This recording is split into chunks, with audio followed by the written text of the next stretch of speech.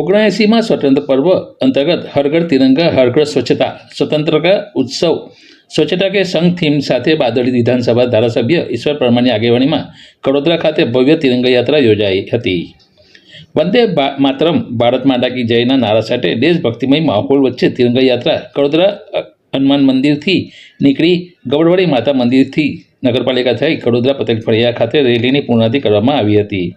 15મી August પૂર્વે યોજાયેલા તિરંગા રેલીમાં મોટી સંખ્યામાં લોકો ઉત્સાહભેર જોડાયા હતા. યાત્રામાં પોલીસના જવાનો પણ જોડાયા હતા. વંદે માતરમના નારા સાથે નીકળેલી રેલી કડોદરા દેશભક્તિ માહોલ ઊભો કર્યો હતો. શહીદ જવાનોને યાદ કર્યા હતા. આ રેલીમાં કડોદરા નગરપાલિકાના ચીફ ઓફિસર પ્રણવ ચૌધરી, કડોદરા નગરપાલિકાના પૂર્વ પ્રમુખ અંકુર દેસાઈ, નગરપાલિકા પ્રમુખ નારાયણબેન, કડોદરા પ્રમુખ કિરણભાઈ પરમાર, કડોદરા પોલીસ મથકના પીઆઈ બીડી શાહ, સુનિલ પટેલ સહિત મોટી સંખ્યામાં નગરજનો અને વિદ્યાર્થીઓ જોડાયા હતા.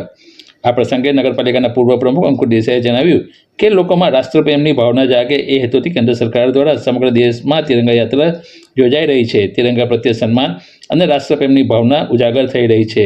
સાથોસાથ સ્વચ્છ ભારત નિર્માણ માટે પણ પ્રત્યેક દેશવાસી જાગૃત બને તે પણ તિરંગા યાત્રાનો ઉદ્દેશ છે.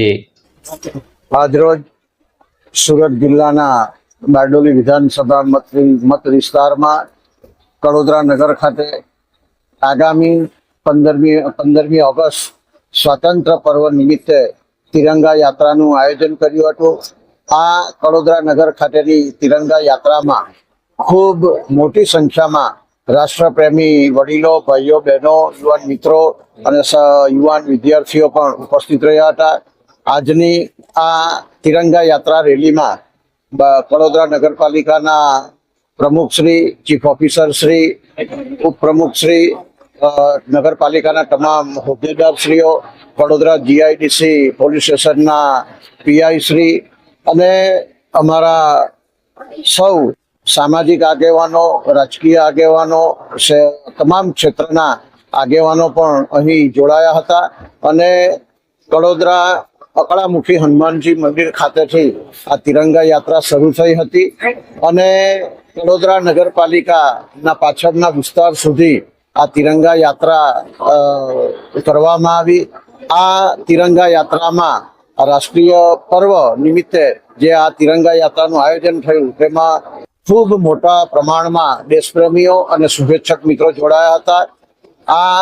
આવી જ રીતે સુરત જિલ્લાના અનેક તાલુકા મથકો, નગરપાલિકાના સ્થળોએ આવનારા 2 દિવસમાં પણ આ તિરંગા યાત્રાનું આયોજન કરેલ છે અને ઓપરેશન સિંદૂર પછી જે આપણા સમગ્ર રાજ્યમાં અને સમગ્ર દેશમાં જે દેશભક્તિનો માહોલ જે ઊભો થયો છે એ ખરેખર અભિનંદનને પાત્ર છે.